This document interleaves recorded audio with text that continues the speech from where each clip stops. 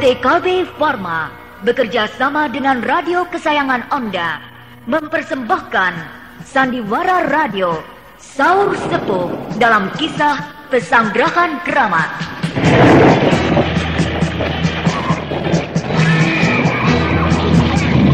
Disajikan oleh Procon, obat flu yang dulu dibeli dengan resep dokter, sekarang dapat dibeli bebas di mana-mana.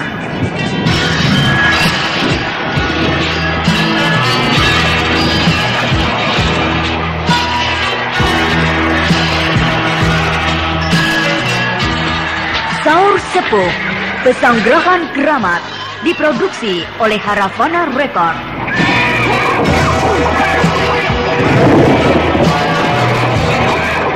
Naskah karya Niki Kosasi dengan sutradara Indra Mahendra.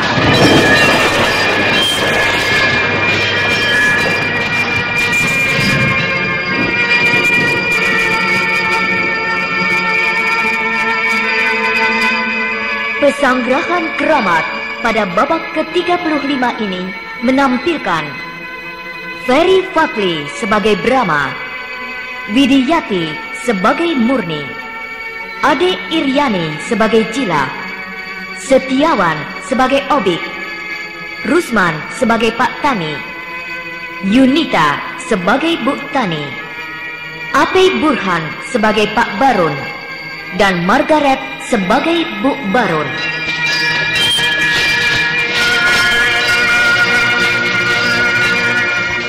Inilah Pesanggrahan Keramat babak ke-35.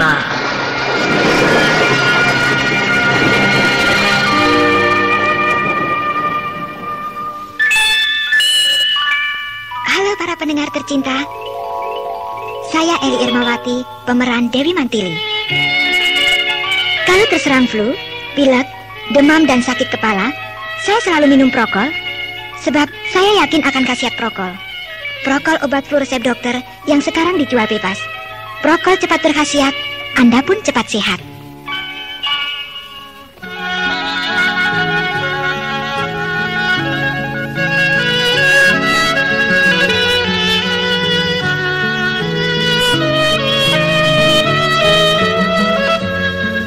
Pada babak terdahulu diceritakan, Jilah benar-benar tertarik dengan tikar buatan Brahma, sehingga timbul hasratnya untuk meneliti tikar tersebut. Kemudian mengajak Murni untuk pergi ke rumah Bung Marsan. Tapi Murni merasa malu, sungkan ketemu dengan Brahma. Tetapi setelah Jilah memberikan dalih bahwa di pagi hari Brahma pasti pergi ke sawah, maka Murni bersedia. Brahma yang kebetulan hari itu tidak pergi ke sawah, terkejut melihat kedatangan Murni dan Jilah yang nampak sedang berjalan menghampiri rumahnya. Karena tahu watak kedua gadis itu yang suka malu-malu kucing, maka timbul niat Brahma untuk menjebak mereka. Lalu buru-buru dia memberitahukan kedatangan mereka kepada Bu Marsan, sedangkan dia sendiri cepat-cepat bersembunyi.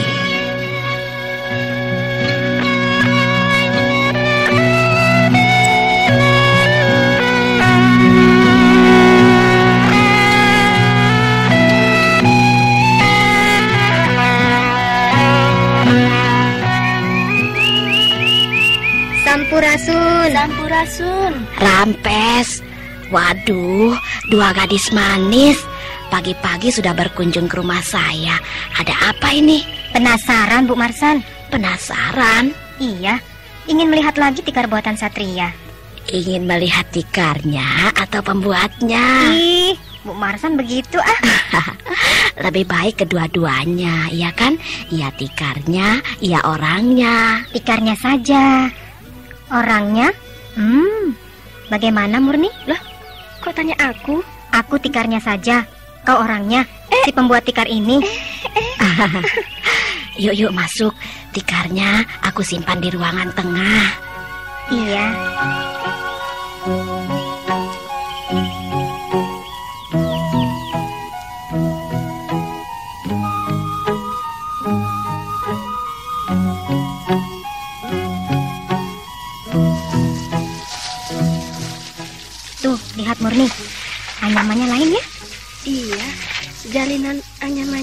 sederhana. Sederhana, tapi lebih singkat dan kuat. Lain dengan corak jalinan anyaman kita, terlalu berbelit-belit. Iya, cara menganyam dengan corak begini bisa irit bahan baku, juga hemat waktu dan tenaga. Itulah salah satu kelebihan tikar ini. Kelebihan lainnya ialah bentuk dan warna hiasannya. Ya, gambar seperti begini rasanya asing. Gambarnya aneh, tapi menarik. Kalau ingin tahu cara membuatnya, mari kita ke pekarangan samping. Di sana banyak contoh anyaman. Iya.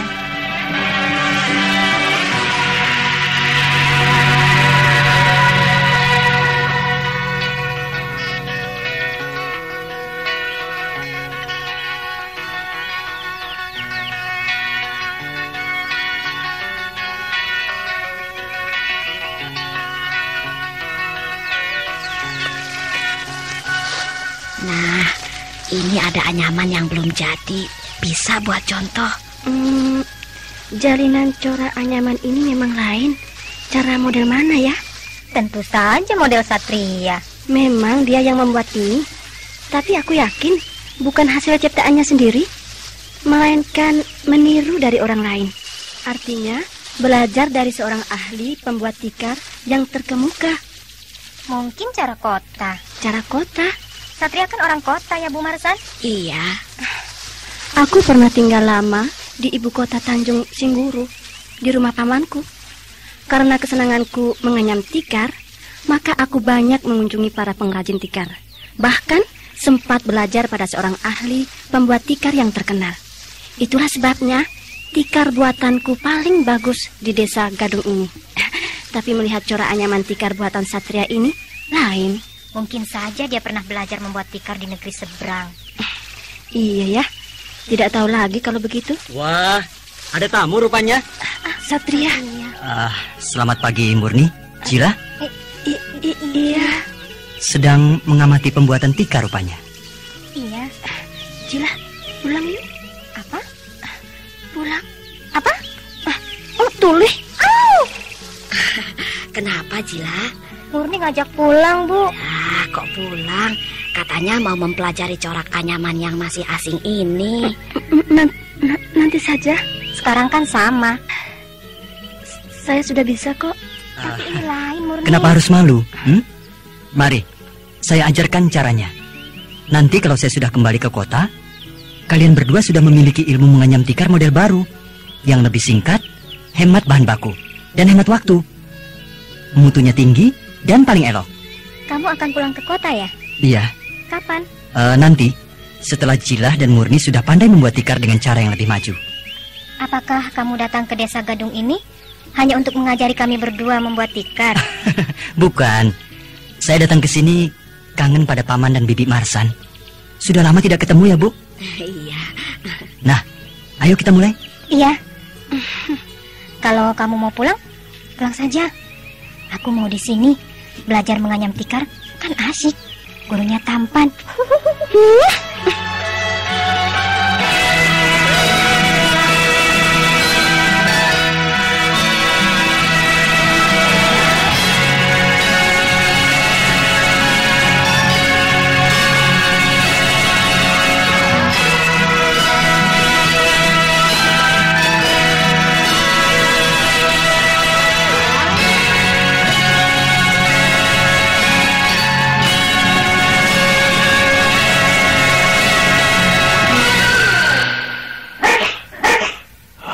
Kena flu lagi aku. Sakit kepala, pilek dan demam rasanya. Ke dokter, makanya ke dokter, Pak. Kapan waktunya, Bu? Kerja ini, kerja itu. Ngerti, tapi kalau sakit mau terus kerja. Nih, minum prokol kalau nggak sempat ke dokter. Prokol? Apa itu prokol? Obat flu resep dokter yang sudah dijual bebas. Minum prokol sama dengan mendapat obat dari dokter. Nih, minum. Dan ini airnya, Pak. Gimana, Pak? Sudah sembuh? Prokol memang manjur. Prokol, cepat berkhasiat, Anda cepat sehat.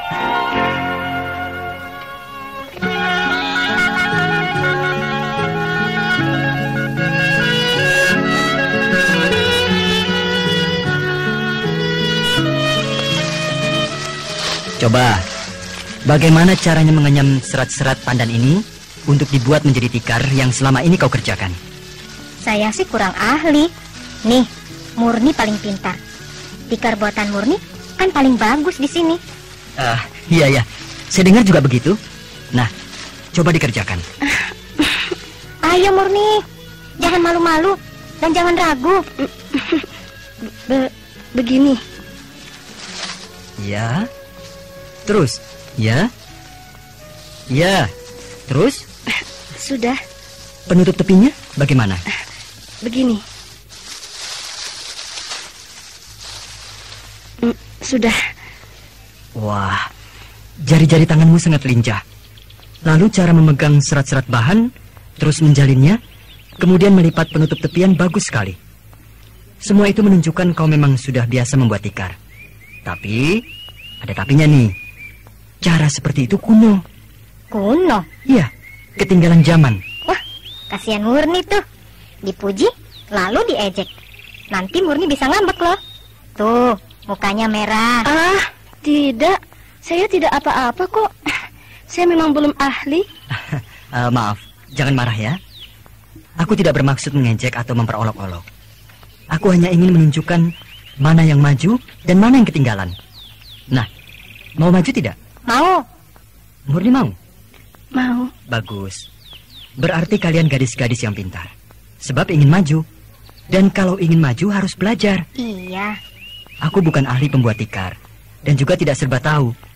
Tapi aku lebih dulu tahu daripada kalian. Untuk itu pengetahuanku akan aku pindahkan kepada kalian, supaya kalian bisa sejajar dengan orang lain yang sudah lebih maju. Iya.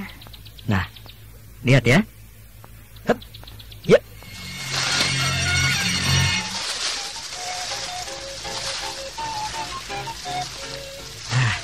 Sudah. Duh, cepat sekali. Dan hasilnya bagus banget. Pintar sekali.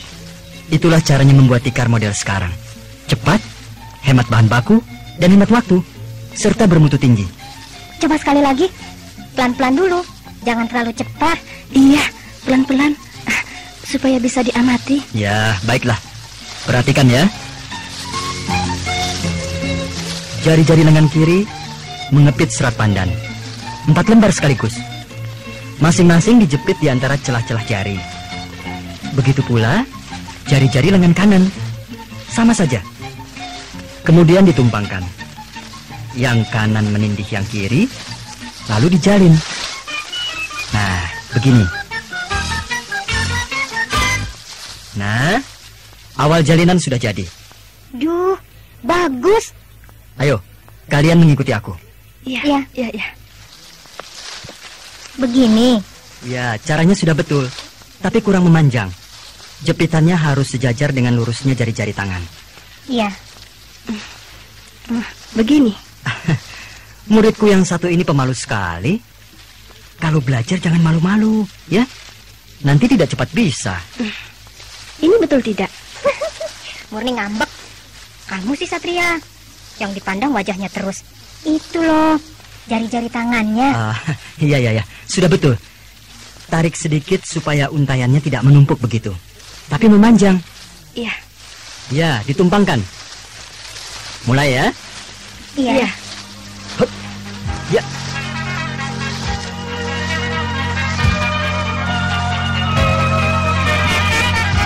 Demikianlah, dengan sabar dan tekun, Brahma membimbing kedua gadis perawan desa Gadung itu belajar menganyam tikar.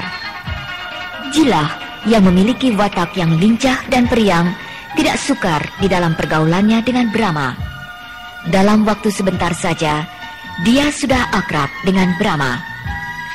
Murni yang agak pendiam dan pemalu memang masih kaku. Namun, karena dorongan rasa ingin tahunya mengenai ilmu membuat tikar yang baik, membuat rasa malu dan kakunya sedikit demi sedikit sirna dan mulai akrab dengan Brahma.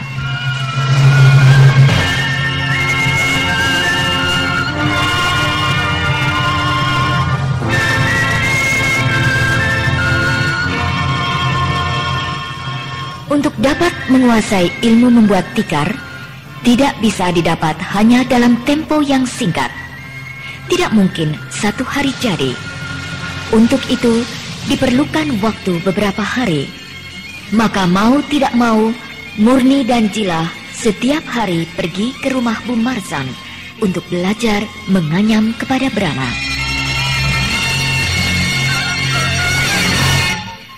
Maka tentulah pula pergaulan ketiga anak muda itu semakin akrab. Dan hal itu tidak lepas dari pengamatan semua pihak, baik Pak Marsan dan Bu Marsan, juga Bapak dan Ibu Barun, kedua orang tua Murni.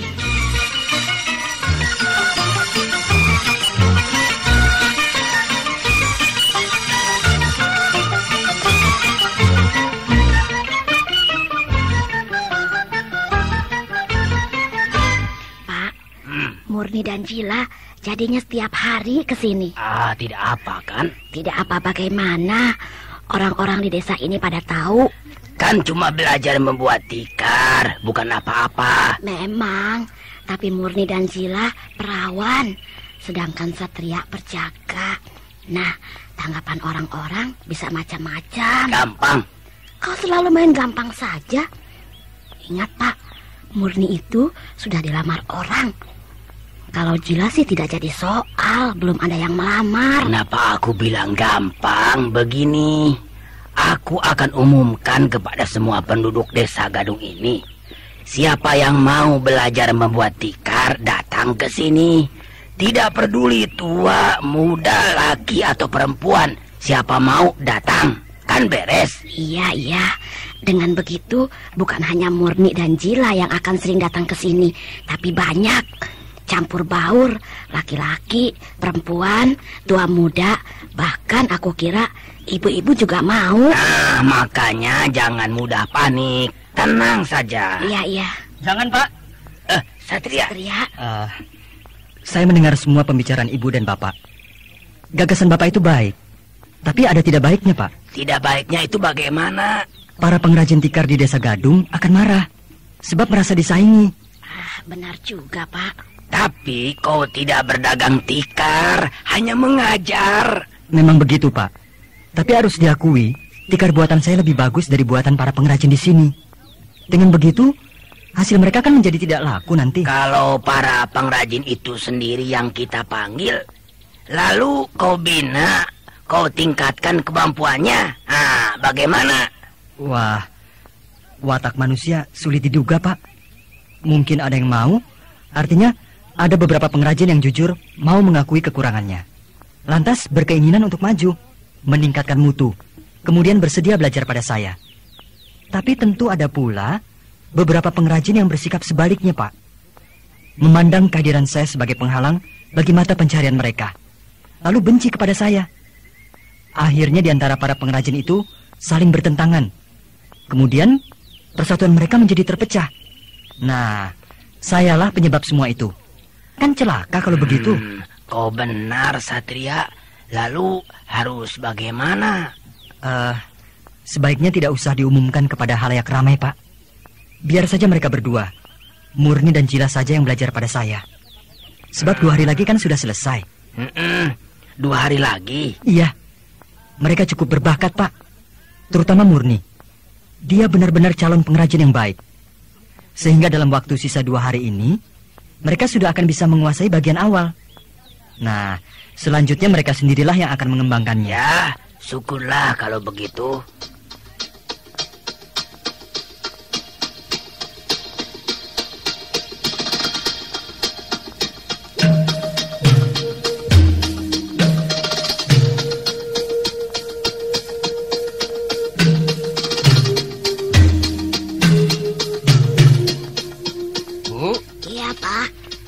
Anak kita si Murni apa-apaan jadi sering pergi ke rumah Bu Marsan? Ya, dia belajar membuat tikar. Belajar membuat tikar? Iya. Murni kan sudah bisa. Malah tikar buatan anak kita itu paling bagus di desa ini. Wah, kalah jauh dengan buatan Satria, Pak. Hah? Kalah jauh? Iya, aku sudah lihat tikar buatan Satria itu Bukan main. Bagus sekali. Dan bermutu tinggi. Aku tidak ambil peduli tentang tikar. Yang aku pikirkan, anak kita itu sudah dilamar orang. Tidak terpuji kalau bergaul dengan pemuda lain. Berdua kok dengan Jila. Jadi ya tidak apa-apa kan? Mau dengan Jilah, dengan Ciluh, dengan Ciloh, pokoknya murni tidak. Loh, anak gadis yang telah dilamar orang memang seharusnya dipingit. Tapi kita kan tidak mau begitu. Kasihan, dia sedang senang-senangnya berkawan. Juga adat dan tata cara di desa kita ini tidak ada aturannya. Bagi seorang gadis yang sudah dilamar harus dipingit, asal tahu batas. Nah, inilah batasnya. Murni jangan main ke rumah Satria. Tidak baik. Baiklah, Pak.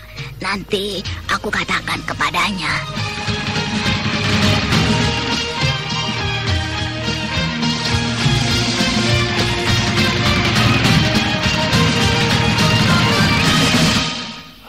Kena flu lagi aku. Sakit kepala, pilek, dan demam rasanya. Ke dokter, makanya ke dokter, Pak. Kapan waktunya, Bu? Kerja ini, kerja itu. Ngerti, tapi kalau sakit mau terus kerja. Nih, minum prokol kalau nggak sempat ke dokter. Prokol? Apa itu prokol? Obat flu resep dokter yang sudah dijual bebas. Minum prokol sama dengan mendapat obat dari dokter. Nih, minum. Dan ini airnya, Pak. Gimana, Pak? Sudah sembuh? Prokol memang manjur. Prokol, cepat berkhasiat, Anda cepat sehat.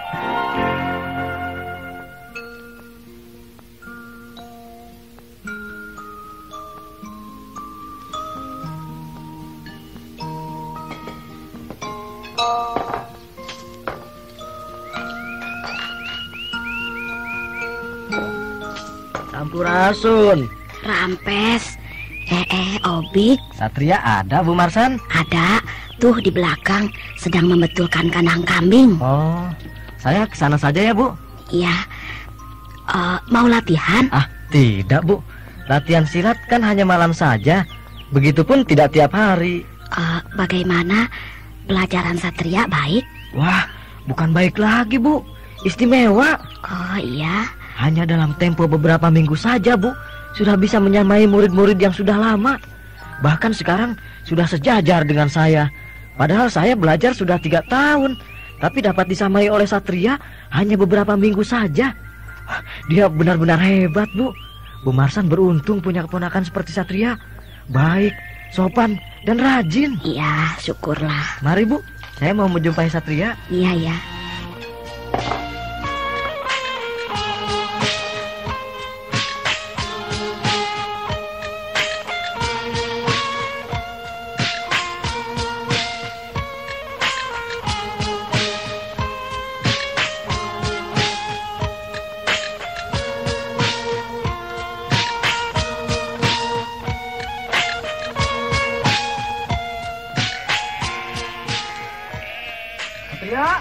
Hai, Obik.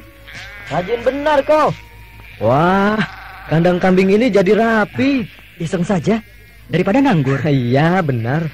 Ada pesan dari guru? Tidak ada. Tapi penting sekali, Satria. Bahkan sangat penting. Ada apa? Ada orang Kademangan. Orang Kademangan? Iya, anak buah Ki Demang Wirot.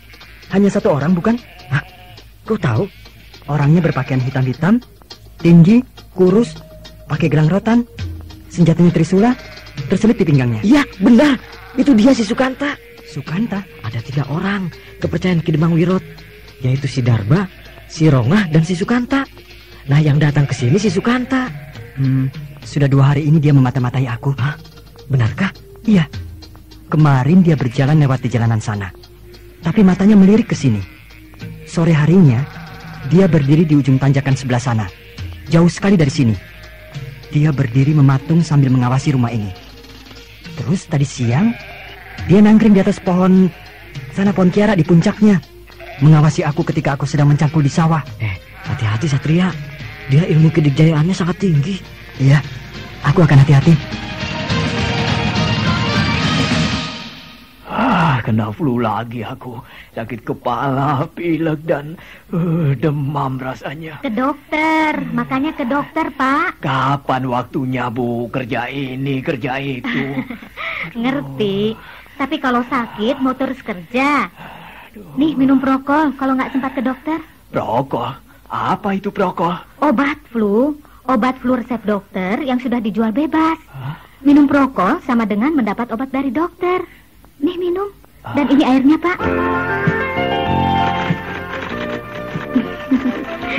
Gimana, Pak? Sudah sembuh? Prokol memang manjur. Prokol, cepat berkhasiat, Anda cepat sehat. Obik, saudara seperguruan Brahma, tiba-tiba datang, memberi kabar bahwa ada seorang jagoan dari Kademangan, anak buah Ki Demang Wirot.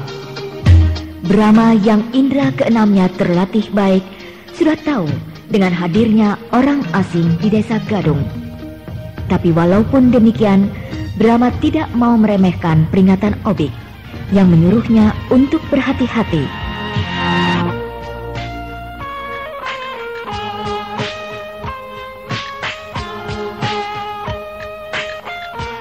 Apa tujuan Sukanta berkeliaran di desa Gadung? Apakah pergaulan Brahma dan Murni yang semakin akrab sudah sampai ke telinga Ki Demang Wirot, sehingga dia menyuruh salah seorang anak buahnya untuk memata-matai Brahma? Nah, pendengar yang budiman, marilah kita ikuti lanjutan serial Sandiwara Radio ini yang dipersembahkan oleh Prokol, obat flu yang dulu dibeli dengan resep dokter, sekarang dapat dibeli bebas di mana-mana.